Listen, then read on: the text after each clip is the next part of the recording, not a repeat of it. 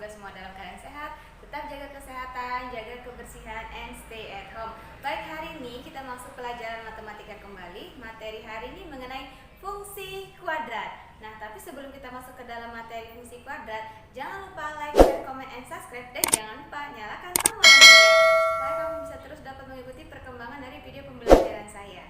Nah, apa itu fungsi kuadrat? Fungsi kuadrat adalah sebuah fungsi yang memiliki pangkat tertinggi 2.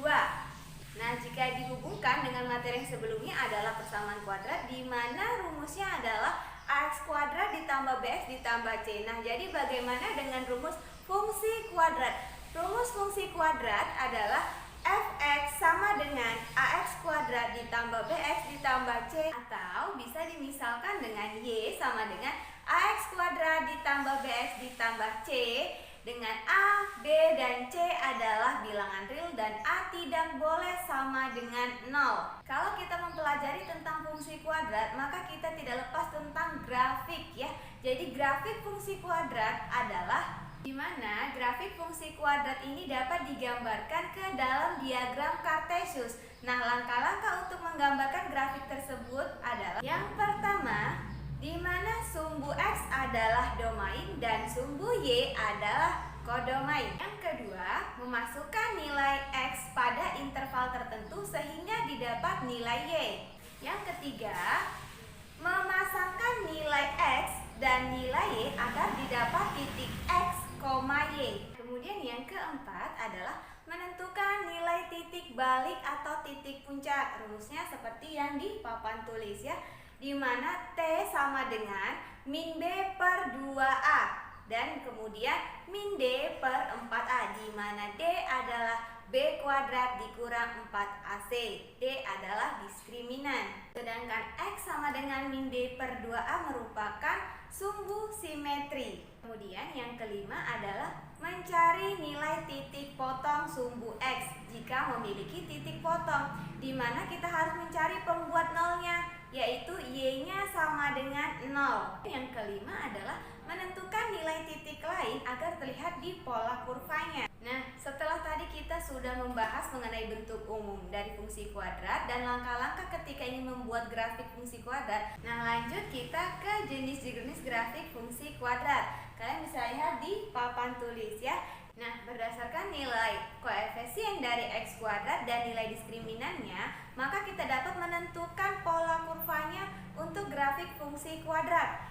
Nah, untuk yang pertama, ketika A-nya lebih besar dari 0, ya, maka grafiknya terbuka ke atas. Untuk syarat yang pertama, ketika memotong sumbu X, di mana A-nya lebih besar 0 dan D-nya juga lebih besar dari 0, grafik ini memotong sumbu X. Nah, yang kedua, ketika grafiknya menyinggung sumbu X, A-nya lebih besar 0 dan D-nya sama dengan 0. Nah, untuk yang ketiga, ketika grafiknya tidak memotong sama sekali sumbu X, maka A-nya lebih besar 0 dan D-nya lebih kecil dari 0. Nah, untuk jenis grafik yang kedua adalah grafiknya terbuka ke bawah ya, dimana syaratnya ini adalah A-nya lebih kecil dari 0. Untuk yang pertama, ketika grafik ini memotong sumbu X, maka syaratnya adalah A-nya lebih kecil dari 0 dan diskriminannya lebih besar dari 0. Nah, untuk yang kedua, ketika grafiknya menyinggung sumbu X, maka nilai A-nya lebih kecil dari 0 dan diskriminannya sama dengan 0.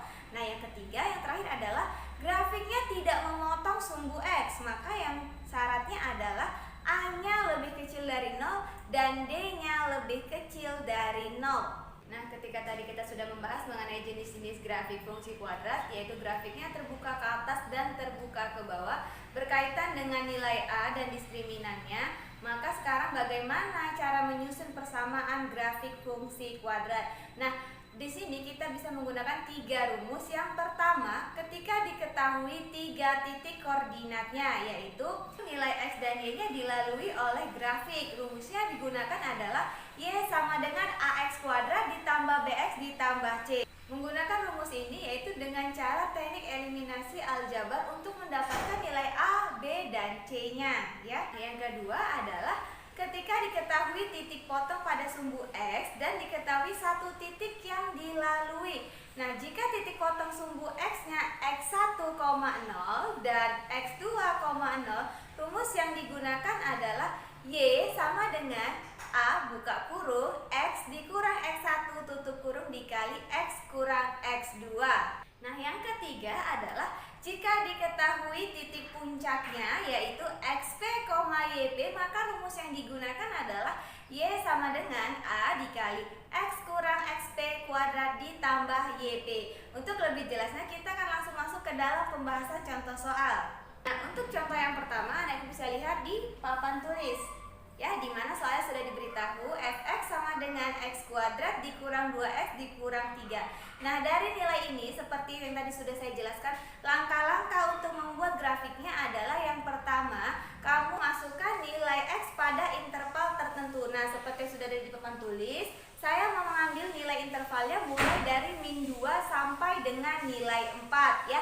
Jadi cara menggambar tabelnya seperti ini, koordinat XY ya. Nilai X-nya itu yang kita misalkan tadi min 2 sampai dengan 4. Nah, min 2 ini tadi disubstitusikanlah ke dalam fungsi tadi di AX kuadrat tambah BX tambah C. Maka nilai yang didapat adalah 5 ya, seperti yang ada di dalam tabel seperti ini. Jadi jika disubstitusi nilainya min 2, hasil Y-nya sama dengan 5. Begitu juga dengan yang selanjutnya ketika min 1, hasil Y-nya adalah 0, ketika 0 adalah min 3, dan selanjutnya bisa lihat di papan tulis ya. Nanti anak ibu boleh uji coba satu per satu. Nah, setelah sudah dapat tabel nilainya, maka silakan membuat grafiknya.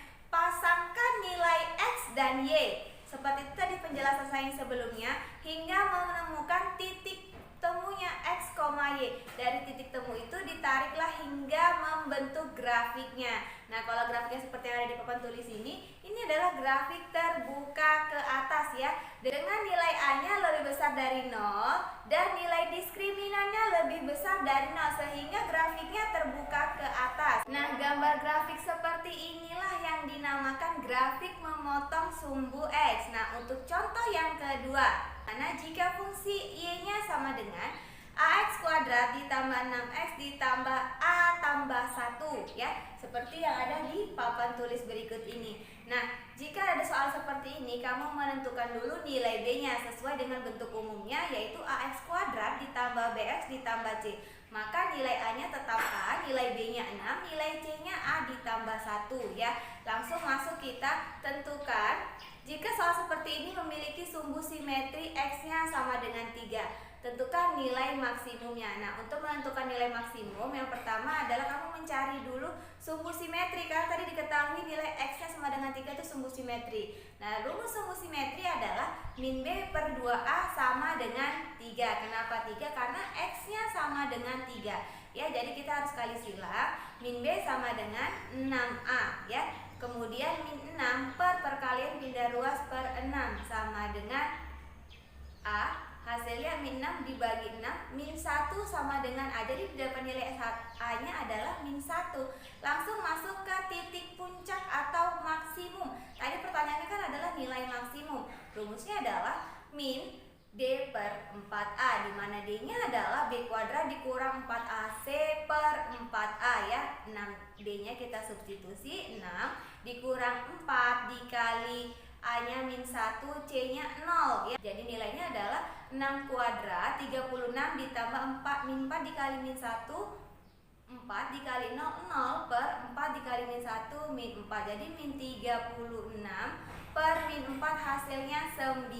Contoh yang terakhir adalah tentukan garis yang melintasi titik min 1,3 dan titik minimumnya sama dengan titik puncaknya, di mana persamaannya adalah Y sama dengan X kuadrat ditambah 4X ditambah 3. Nah, kalau seperti ini yang pertama kali kamu lakukan adalah tentukan terlebih dahulu nilai A, B, dan C-nya. Jadi nilainya adalah A-nya itu 1, B-nya 4, C-nya 3 ya. Kemudian masuk kita ke titik puncaknya yaitu XP, YP, di mana nilainya min B per 2A, min D per 4A. Jadi min B per 2A adalah min 4 per 2 dikali 1, maka jawabannya adalah min 2 ya.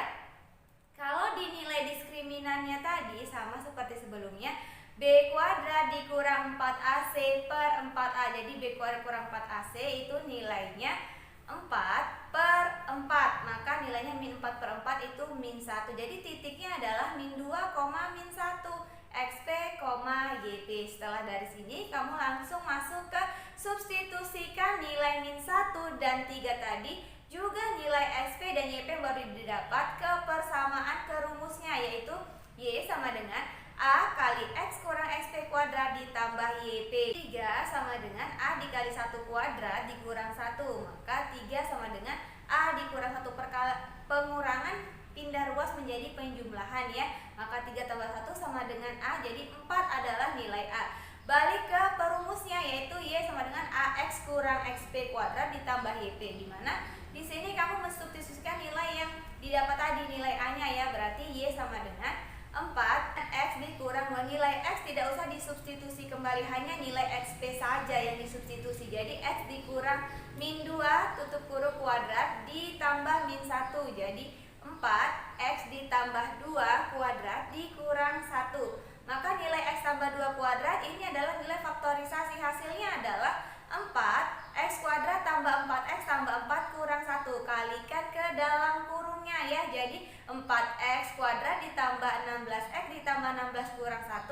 Hasil terakhirnya adalah 4X kuadrat ditambah 16X ditambah 15. Selesai.